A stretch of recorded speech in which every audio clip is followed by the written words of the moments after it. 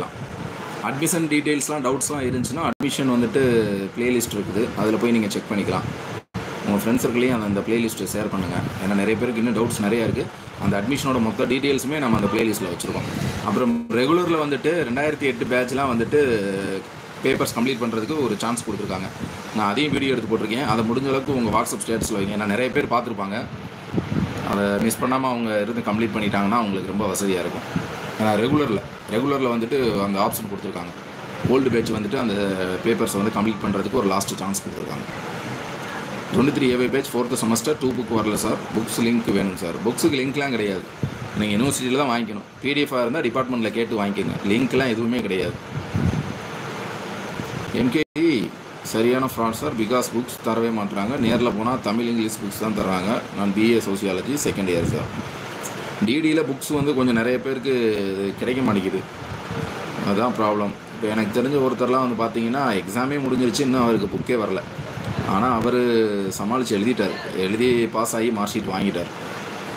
So அதனால் books இல்லை அப்படின்னா டிபார்ட்மெண்ட் விசிட் பண்ணி கேளுங்க. டிபார்ட்மெண்ட்லேயும் இல்லை அப்படின்னு சொன்னாங்கன்னா நீங்கள் டைரக்டரை மீட் பண்ணி தான் புக்ஸ் டீட்டெயில் கேட்கணும். சப்போஸ் பிடிஎஃப் இந்த மாதிரி இருந்துச்சு அப்படின்னா நீங்கள் வந்து அதை வந்து வாங்கிக்கலாம். சரிங்களா? ரெகுலர் காலேஜில் போயிட்டு இருக்கேன், இப்போ கண்டினியூ பண்ண முடியலை, எங்கள் காலேஜில் கோர்ஸ் இல்லை.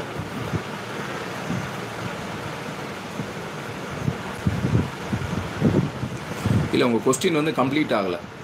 நான் யூனிவர்சிட்டி போட முடியுமானா எப்படி, என்ன கேட்குறீங்க? ஒன்றுமே புரியலையே.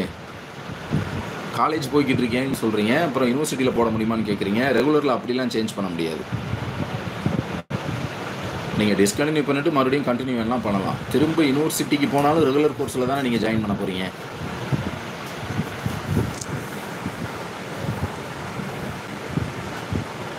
இல்லை, ரெகுலரில் இருந்து டிடியில் வர கேட்குறீங்களா? முன்னாடிலாம் அப்படி ஆப்ஷன் இருந்துச்சு, இப்போலாம் அப்படி ஆப்ஷனே கிடையாது. நீங்கள் டிடியில் வரணும்னா திருப்பி வந்து முதல்ல இருந்து தான் படிக்கிற மாதிரி இருக்கும்.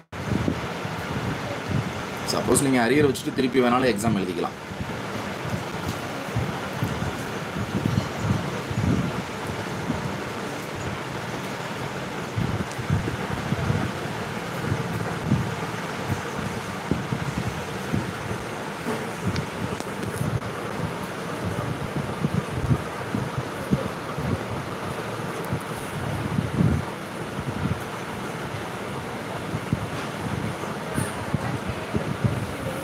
வேறு ஏதாவது கமெண்ட்ஸ் இருந்துச்சுன்னா டைப் பண்ணுங்கள்.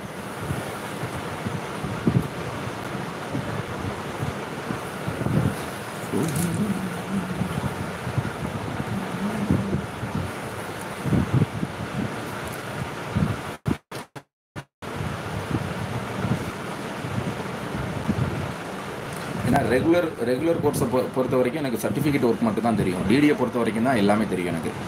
ஸோ ஏன்னா நிறைய பேர் ரெகுலர்லையும் கேட்டு மெசேஜ் பண்ணுறாங்க. ஆனால் ரெகுலர் பொறுத்த வரைக்கும் எனக்கு சர்டிஃபிகேட் ஒர்க் மட்டும் தான் தெரியும்.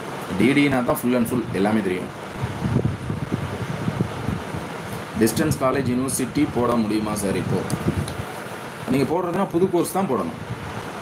அதே கோர்ஸ்லாம் இங்கே கண்டினியூ பண்ண முடியாது, அந்த ஆப்ஷன்லாம் கேன்சல் பண்ணிட்டாங்க. நீங்கள் அட்மிஷன் இப்போ ஓப்பனில் தான் இருக்குது. நீங்கள் நியூவாக ஒரு கோர்ஸ் ஜாயின் பண்ணுறீங்கன்னா பண்ணிக்கலாம், அதில் எந்த பிரச்சனையும் கிடையாது. நீங்கள் +2 முடிச்சிருப்பீங்கள்ல, நீங்கள் அதை வச்சு யூஜி கோர்ஸ் வந்து ஜாயின் பண்ணிக்கலாம், அது பிரச்சனை இல்லை.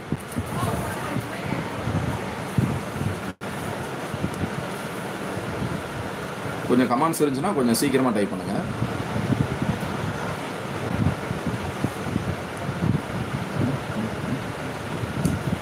தேங்க்யூ.